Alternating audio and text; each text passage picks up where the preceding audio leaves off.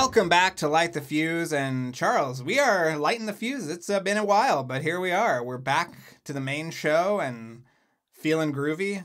I don't know. How are you feeling? I feel great, Drew, and it is true. We're back. We're lighting the fuse. We've got Kevin Blumenfeld's music back. We've got the numbers are back. So we are now barreling towards that 200th episode. We have to deliver on that. No pressure. No pressure. no pressure. And we don't have anything recorded for it yet. No. So fingers crossed, everybody out there. Someone come on this podcast for the 200th. We'll try to get somebody on here of note. And if we don't, then I'm not sure what we'll do. Maybe we'll just... Maybe you and I will just do a little... maybe we'll act out something for everybody. Sure. Yeah. Maybe if we find a script draft of Joe Carnahan's Mission Impossible. Oh, that would be great. Actually, I would love to do that. You and I could act it out. We don't have that though. Yeah, we should do a live reading if we ever get a hold of that. I feel like I feel like incrementally we're almost getting that story. Yes. Just by hearing some people talk about it, and I feel like we're on the right path. But yeah, Joe has not reached out to our countless emails. But hopefully one day he'll get bored enough to respond. Day we will get the full story of Joe Carnahan's Mission Impossible 3. Correct. And it will be glorious. So we'll work on that. But before we get into today, I wanted to bring up a couple of things. Sure. Just because we're back on Light the Fuse now, I just figure maybe we should throw this at you. I know we were talking a little bit about this with an upcoming guest, which was very exciting, but we can't say who that is yet. But just let everybody know that we do have an upcoming guest, which is a big name that...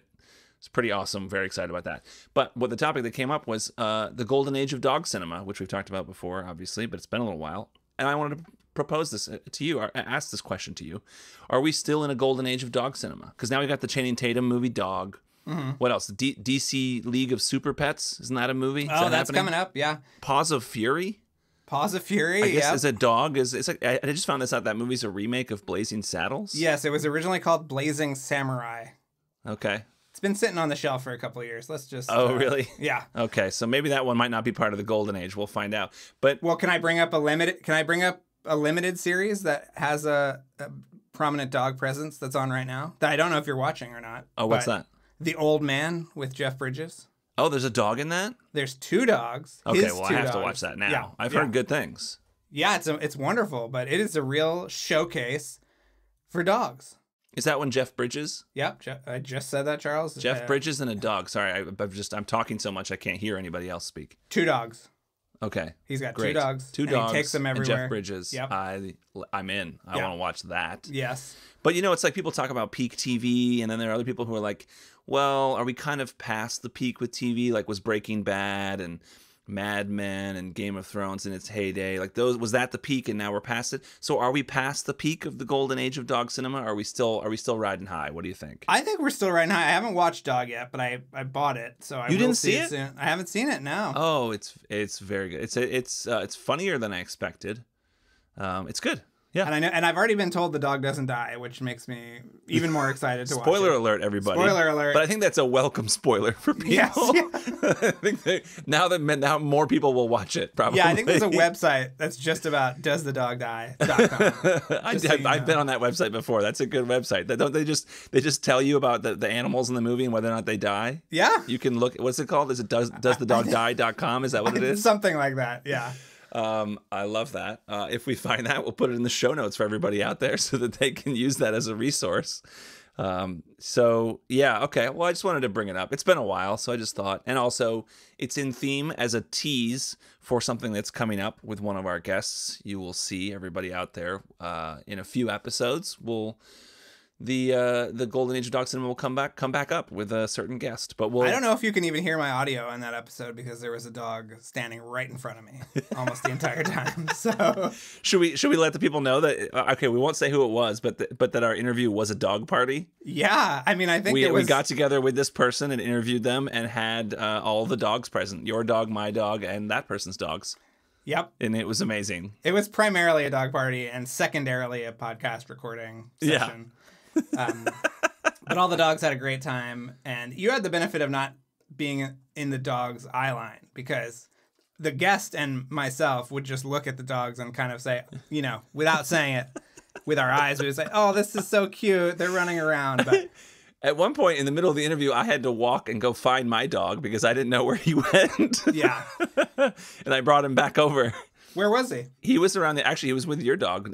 So Rusty and Nova were together around the corner, like on the other side of the house. It was very funny. I don't know what they were doing. They were up to something, but I got them to come back. Yeah, they're definitely up to something. But yeah. This is very off topic. It's a good tease, I think. Another thing I wanted to bring up, I don't think we've discussed this before, but it came up recently with somebody maybe who was on Twitter. Somebody was showing us, whoever gave this to us, I'm sorry, I can't remember who it was, but feel free to jump in and let us know. One of the code names on the knock list in the first movie is Maverick. Really? Yeah. That's really funny. So, obviously, they're not the same universe. I don't think that his call sign is a secret in Top Gun. Right? It's not like It's not like they're, that's not like his undercover name. But it was just a cool little nod in the first movie that they put Maverick in there on the knock list. Yeah, we love a good Easter egg. Yeah, that's really funny.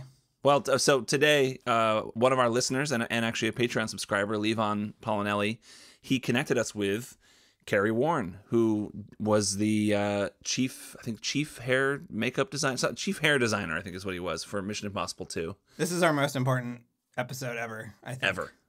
Yeah. It doesn't get any more important than this. So this was awesome. I wish that the connection on Zoom was better because the interview's a little short, unfortunately. Through the magic of editing, the conversation sounds great.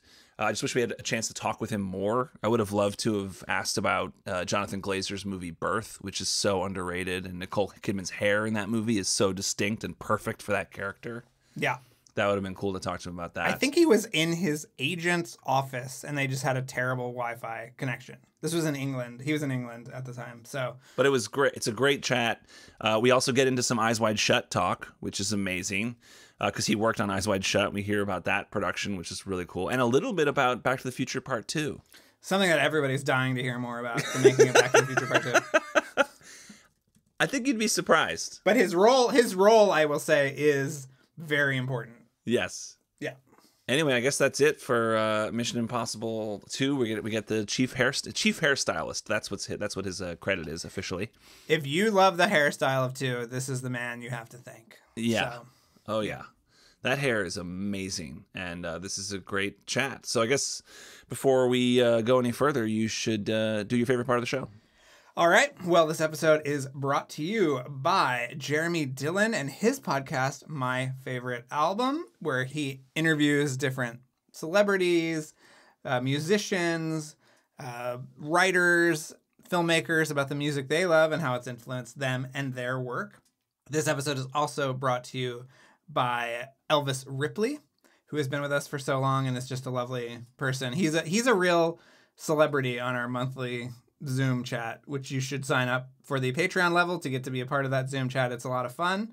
And also John B., who's been with us for a very long time as well, and who we could not do this show without. So we just want to thank all three of you for helping us out and supporting Light the Fuse. So I guess that's it, right? Let's get into it. Yeah, thank you all so much. And enjoy this interview with Kerry Warn.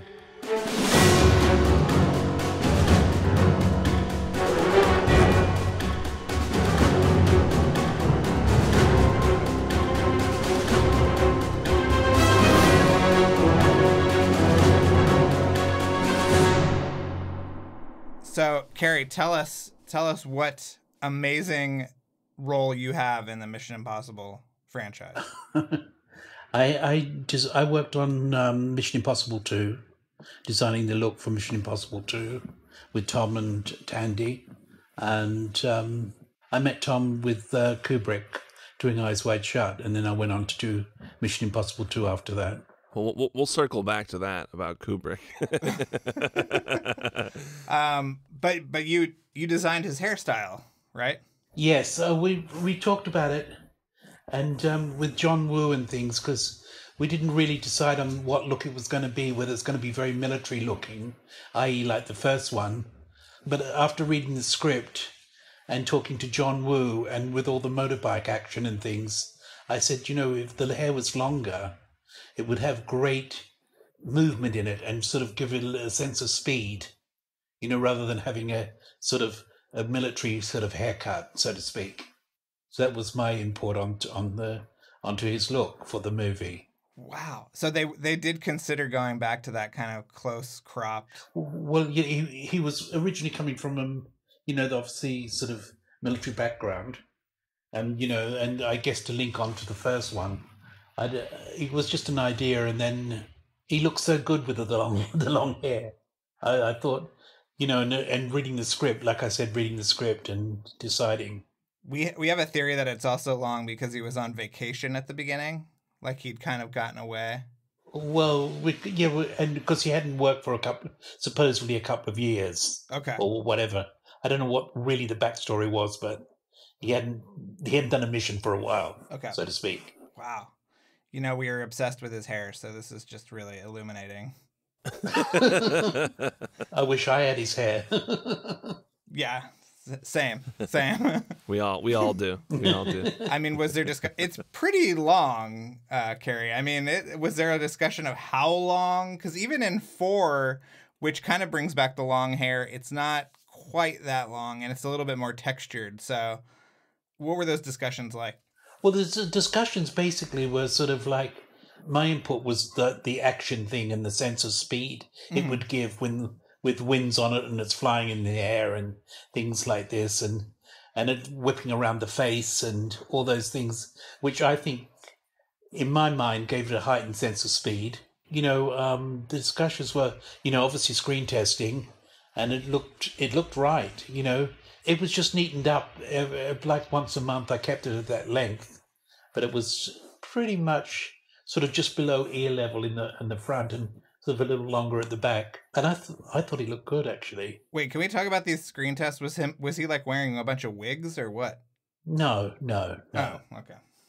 I think that would be kind of fun to put him in some wigs. No. What exactly was the screen test? Basically doing his hair and putting it on set and putting a wind machine on it and see how it moved. Wow. So this was just like an empty sound stage or something, or was there a backdrop for it, or where were you? I don't remember. I think it was an empty sound stage. Yeah. I know Tandy's was, because there was more discussion on her length of hair than his. Oh, really? What was that? Tell us what was the discussion? Tandy's they had some wigs made that were very long, and Tandy's very petite, and it just looked too long. And I said, she would look better with sort of shoulder length hair and a little bit more polished looking, which they agreed with. And so we sort of cut the wig and dressed it, and that was it, really. Wow. So she was wearing a wig in the movie? Yeah. Oh, wow. I did not realize that. Your work is flawless, is what we're saying. You say that now. Did you get to go to Australia for the principal photography? Of course, yes. Okay. All the testing was done in Sydney on Fox Soundstage, okay. And we did a lot of filming on Fox, and then we did a little bit in LA. So, what was Australia like? I love Australia. I grew up there, so I love it. Oh, okay. And it was great to be back home and sort of in a lovely city and a great director and great actors, and I mean, it was a great experience.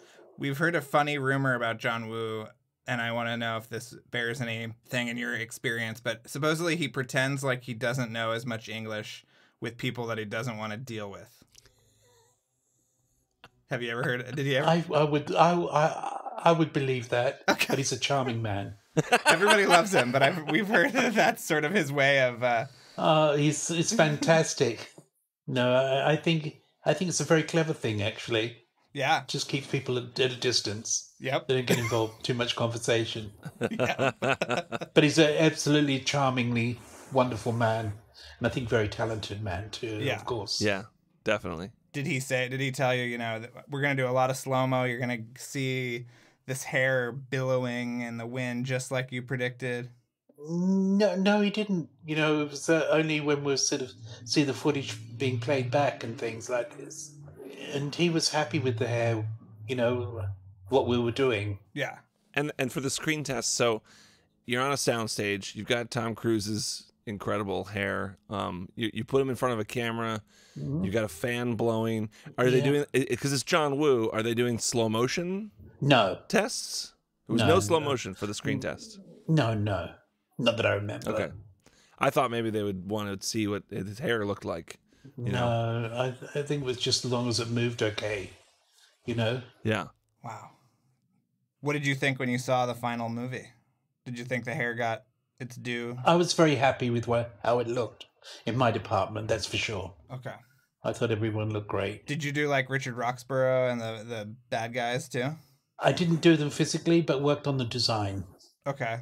What was the thought there? Well, they had to look like baddies. Baddies, you know. Baddies. How do you do bad hair? You go many ways with it. You may look them sleek. You may, you know, it's hard to remember because 20 odd years ago now. So I know. we did it. I think, was it? Yes. But Rich is great. He's a funny man. Was there discussion about Ving Rhames and his mustache? Anything there? We're obsessed with facial hair and all this stuff. Well, Ving arrived looking like Ving, you know, and there's a lovely girl called Annette Hardy who basically looked after him, and he was great. He's a nice man, Ving, funny man, lovely man. So we didn't have to do much hair-wise, but keep him trimmed, shaved down. That's all. So you were in favor of the mustache? I think so. Yeah. Yeah. Okay.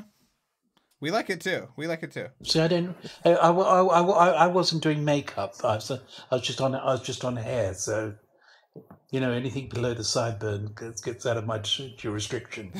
So makeup takes care of mustaches? Oh yes. Oh wow, okay. I didn't realize that. I've worked with hair and makeup departments, and I feel like they usually work, you know, in tandem. And well, you do. You come up with a concept, but as far as the look goes, you know, it's up to the actor, the director, and the makeup department to do facial hair. Cruise's hair is pretty long in Eyes Wide Shut too, and Magnolia. Yes, I know he shot around the same time. So Magnolia was shot after Eyes Wide Shut. After Eyes Wide Shut. Okay. Yeah. Yeah, and then before Mission 2. So was he was just feeling that long hair, I guess, at the time. I guess so, you know. We had it long for Eyes Wide Shut. Longer, should I say. Right. I figured MI2 was longer than Eyes Wide Shut. Was Eyes Wide Shut actually the longer hair? He's saying it was longish for a doctor in New York. But we wanted him to look like a sleazy doctor. Oh, okay. Yeah, mission accomplished. I mean, what you shot that movie for, 19 2 years. Yeah. Was it hard keeping the continuity on hair for that long, or? It was almost impossible. Really? That was like a mission impossible in itself. It was because, you're going through many seasons, and most of it was shot on stage in London. Mm-hmm. And there's like a few location shoots, but not many. But, over a period of 2 years to keep that going is pretty much, I thought I'd never work again. Really? After 2 years, people probably thought I was dead, locked away in the studio for 2 years. Wow. I mean, how did you feel when you were done, sort of emotionally? Did you get to work on the actors that got cut out too, like Keitel? Oh yes. You did work on Keitel? Oh, of course, yes. He had to go off and do another project because Stanley, obviously took so long to film. But supposedly, even after 2 years, we came in under budget. Really? Wow. Because the crew was so small that it was, basically it was just myself and a makeup artist called Robert McCann doing makeup. It was just basically the two of us, except for the big party scenes where we had extra hair and makeup, but only a few. Stanley wanted to know everybody that was on set, have a personal contact with us all. He was a lovely, lovely man. I keep saying this about everybody, but it's a bit boring, isn't it, I suppose? No, we love to hear it. Was Kubrick very exacting with you? I mean, what was his? How would you describe him? The working with him? He's a perfectionist and quite intense, but with a great sense of humor. And just sort of like, I think, basically just wanted everybody to excel in what they did, really. Sort of, I don't know how to say it without, it wasn't difficult. It just took a lot to get to where he wanted it, I guess. Yeah, we did a lot of takes, some scenes sort of up to about 90 takes. Yeah, I mean, he was looking for something that I couldn't see what he was looking for, that's for sure. But he wasn't horrible with it. He was quite persistent, though. He kept going until he got what he needed. Wow. Yeah, I remember hearing the story of Sidney Pollack came to set, I think, to replace Harvey Keitel. Mm-hmm. And they started shooting the scene, and he said something to Cruise about, like, hey, this isn't so bad. We'll get done pretty quick. And Tom Cruise was like, just wait. Could you sense frustrations from the actors, or were they sort of accepting of this process? Well, there's a respect for Stanley as well. You know what I mean? I mean, you're there because of him, and there's a sort of outstanding respect for him. So they weren't showing it. That's for sure. If they were, right? Yeah. So you have a credit on Back to the Future 2 that says consultant future. Mm-hmm.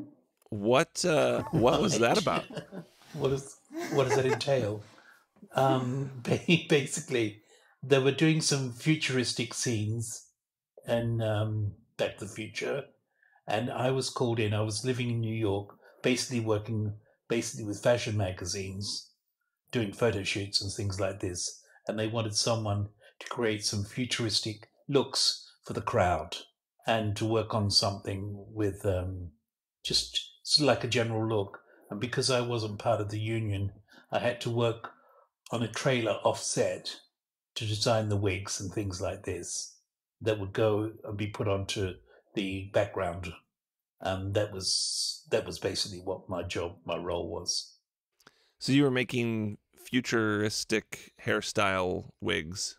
Yes, just coming up with ideas and things. Yes, it's only like a couple of weeks' work, really. But it made all the difference, I think. Oh yeah. on IMDb, this is listed as your first credit. Was this your first movie, that Back to the Future 2? Yes. Wow. So how did you get that job? I guess word of mouth in the fashion industry. They were looking for someone that wasn't, I guess, a film hairdresser at that point. I don't know. I don't know how they got my name, really, to be honest. I just thought it'd be interesting to do and went along with it. Yeah. And then you did Revenge with Tony Scott. We always love to talk about Tony Scott. What was it like working with Tony? Oh, I love Tony. I miss him. He was a great man. And it was great. I mean, it was a great job. I mean, with Anthony Quinn, Kevin Costner, and Madeleine Stowe. I had a great cast. I did the three of them. I did their hair, those three, for the movie. I was pulled in after it started. There's someone working on it that I don't know. There was issues. I don't know what they were really. And I was asked to come down and help. A friend of mine, who was a very famous hair and makeup artist, was working on it originally and said, listen, I need your help. Can you get on a plane and get down to Mexico as soon as you can? I need some help. So I thought about it overnight and thought, well, if I don't try it, I'll never know. So I did, and that was it. That was it. That was the beginning. Wow. And you've worked with Cate Blanchett a lot. I see that you're on her new thing, right? Yeah, Borderlands. Can you give us a little tease about what she'll... I mean, I know that's based on a video game. So should we expect something outrageous? I don't know. You're going to have to wait for that one, I think. Okay. Sorry about that. No, it's fine. We always like to ask people what their favorite hairstyles are from the Mission Impossible franchise. Have you kept up with them? Did you watch the rest of the movies? Not all of them, no. Okay. I catch them sometimes, but not all of them, no. But the best hair was Mission Impossible 2. I mean, obviously, yes. Yeah, that goes without saying, yeah. I mean, it says, I don't know if you know, I mean, if you watch this one, but they kind of brought back the hairstyle for the fourth one. the one, and he's on the Burj. And Tom didn't call me. Yeah, he didn't call you. What's up with that? I don't know. Son of a Throughout gun. his whole career, do you have thoughts on his different hairstyles? A favorite outside of Mission Impossible 2? I thought he looked great in Magnolia for the character. So you're a long hair guy, basically. Not necessarily. I mean, if the character calls for it, short hair's great too. But he's a great-looking guy, so you can't really go wrong, What do you think about our hairstyles? From what I can see, the cap looks good. Okay. What about here? Yeah, let me kind of. Yeah, you gotta take. Oh wow! I have crazy hairstyle. Drew just took off his hat, and it's a lot. It's a lot. There we go. Yeah, that's at least you got a hair. That's great. It's more than I can offer. Well, I have it in a bag, but I don't have it on my head. Well, Kerry, besides Borderlands, do you have anything coming up that you want to give people a heads up about? I just finished a sort of a Now documentary. Do you know Now documentaries? No, is that something that airs in England, or is this? It goes on NBC. It is on NBC. Okay. I think, and I'm not sure when they're going to air. I just did something with Kate. Okay. Kate Blanchett. Yeah, so that was fun. It was an interesting shoot. Can't disclose what it's about, obviously. Okay. But I really enjoyed working with her on Mrs. America. I don't know whether you saw any of that. Yeah, of course. That was a marathon shoot, and it was a great stretch for me personally to do that look, because I almost had to go back to my days of training and remembering all those things I was taught by these really tough hairdressers and come up with the goods, basically. Well, I mean, Kerry, that's what you do time and time again. So thank you so much for chatting with us. And we are obsessed with hairstyles and all of your hairstyles. So yeah, please, if anything jogs your memory, you're in the shower one day, you think about Tom Cruise's hair, you got to come back. Okay. Thanks, guys. Thank you.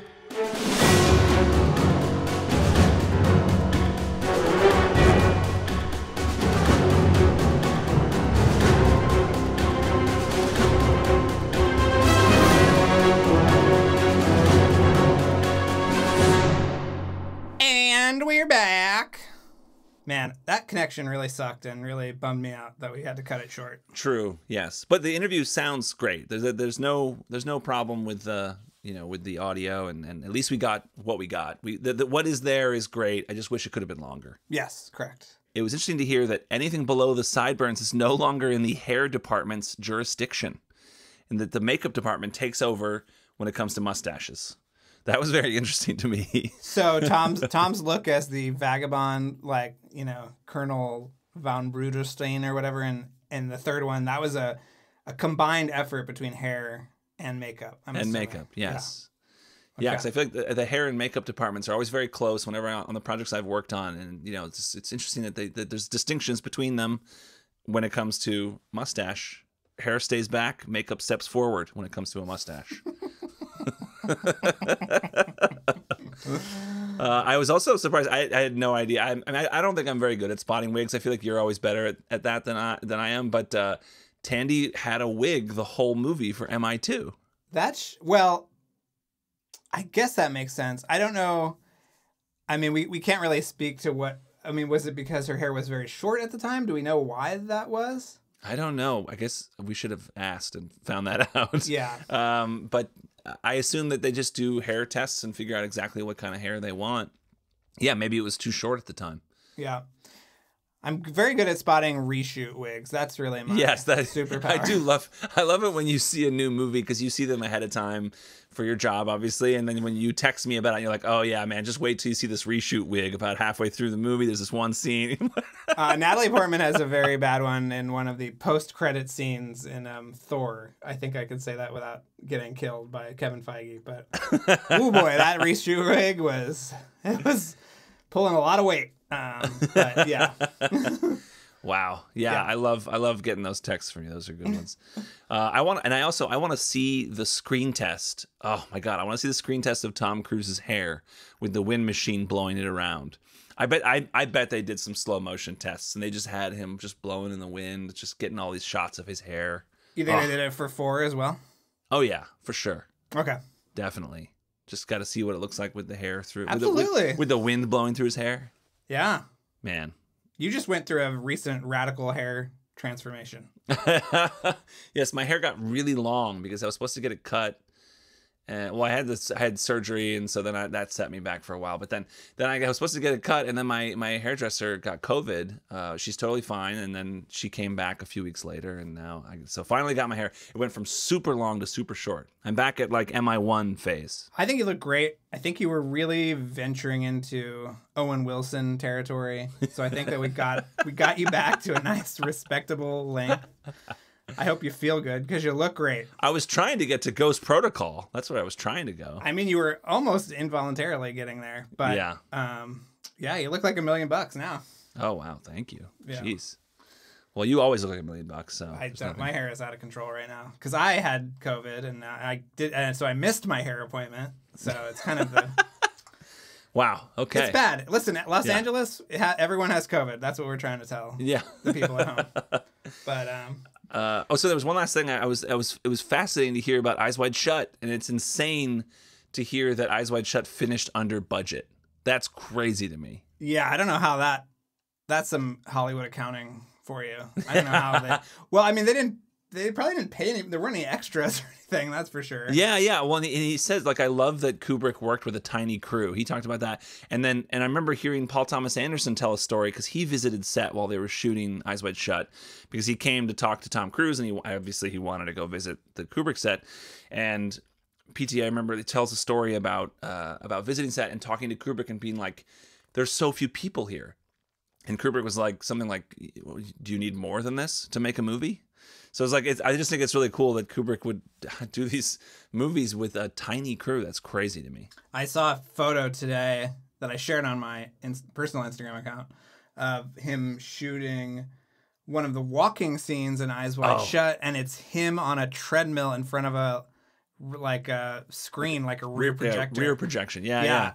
That picture like comes around every once in a while and it gets shared on Twitter and stuff. I love that. It's like very, everyone's so obsessed right now with the ILM stagecraft technology, which is admittedly amazing, but yes, this is like the very, very early version of that, and it's just really funny to look at. Well, yeah, it's amazing. I mean, rear projection's been around for 100 years now or something almost. Probably. And it's like, I mean, I'm sure George Méliès was doing some version of it at some point too. So even before 100 years. So, but like, it was, basically, I mean, pretty much perfected by Kubrick and Eyes Wide Shut. When you see that, I mean, it's unbelievable. That stuff's rear projection. Him walking and oh man, yeah. But yeah, I think keeping a tiny crew that helps you keep your costs down. That's just crazy to me. They shot for like 2 years and finished under budget. See, you're more like Kubrick than you thought, Charles. Oh yeah. I'm just like him. Yeah, right. Tiny crew, not a tiny crew by choice, but a tiny crew by necessity. And no, I bet we had a bigger crew on the Hulu Blumhouse movie that I did. The Nasty Piece of Work, I bet we had a bigger crew than Kubrick had on Eyes Wide Shut. Wow. Yeah. From the sound of it, I bet we did. There you go. So, anyway, I mean, it also, the only way you can make a movie that's the way we did in 16 days, we needed some crew. Unbelievable. Well, anyway, so everybody should sign up for our Patreon. Patreon.com/LightTheFuse. We have done great episodes recently. We did a talk with Blake Howard about why Top Gun Maverick is so amazing. Did we ever tweet about that? I don't know if we did. I think we did. We should do that as a page, just to goose our Patreon numbers a little bit. Yeah, we just everybody out there should also tweet about it too, not just us. That's true. That's true. And we did an episode about the other Joseph Kosinski movie that came out this summer, Spiderhead, which is on Netflix. And every week we do a new episode on there. So sign up at the bonus content level. You'll get that weekly bonus episode, and it helps support the show, makes it possible for us to do this show every week. And then you can sign up at a higher level and be part of our monthly Zoom chat too, which is full of amazing people. And also go to our website, lightthefusepodcast.com. In there, under the episode guide, you can look at all the show notes for all of our episodes, including this one. or you can go over to the merch tab and check out our TeePublic store, which sells shirts and all kinds of goodies. We've got Light the Fuselage shirts now in there, and all our old Light the Fuse shirts as well, and you can turn them into masks or whatever you want, coffee mug or a laptop case. That helps support the show as well and gets the word out. And what else, Drew? Well, if you could follow us on social media, that would be a big help at LightTheFuse-Pod on Instagram and Twitter. And that's really the first place if there's something new that's either been shared by somebody else or some kind of piece of news, we'll be putting it up there first for sure. And also, if you could just like, subscribe, rate, and review wherever you're listening to this podcast, and just tell people about it. Listen, everybody is loving Maverick. I got a text message from friend of the show, Phil Perillo, today, Charles. He went to the National Aerospace Museum, I believe, in D.C., and completely sold out show to the point that they were bringing out folding chairs and putting them in the theater for people to sit. And there were also people that were just sitting in the aisles. I mean, not great for fire safety, but it speaks to the popularity of this movie. And we've done a bunch of awesome episodes about it. So tell people about it. And, the crossover between Maverick and Mission Impossible fans is pretty big. So I'm sure they'll love our other episodes. And honestly, just getting the word out at all helps us immensely and is very much appreciated by us. Yeah. So thank you all. So, you know what? I've got to give a special thank you. Oh, yeah. Charles, what are we doing here? I've got to give a special thank you to Matthew Costa. And I also want to credit our editor and mixer, Luke Burson, who did a hell of a job with this interview that had every other minute us breaking up with Zoom and having all these problems. So thank you, Luke. Also, Kevin Blumenfeld for our legally dissimilar music. Kevin is, as of now, I think, out of prison. I think he's good to go. Yeah, I don't know. He might be awaiting trial on something else. I haven't seen him in a bit, so I should probably check in. But yeah. Anyway, thank you to Kevin. What you want to tease? What is next? Who is next week, Charles? Next week we got to do one episode that I think. Well, let's just let it simmer, because you and I need to discuss what next week's going to be before the 200th, because it needs to be a one-off, and I think it's going to be something very special if you are cool with doing it. Sure. And if it's not that, it'll be something else that's amazing and special. So we'll see. So stay tuned. Obviously, we are barreling towards that 200th episode, and we can't wait to find out what it is, just like you. So thanks again. We'll talk soon.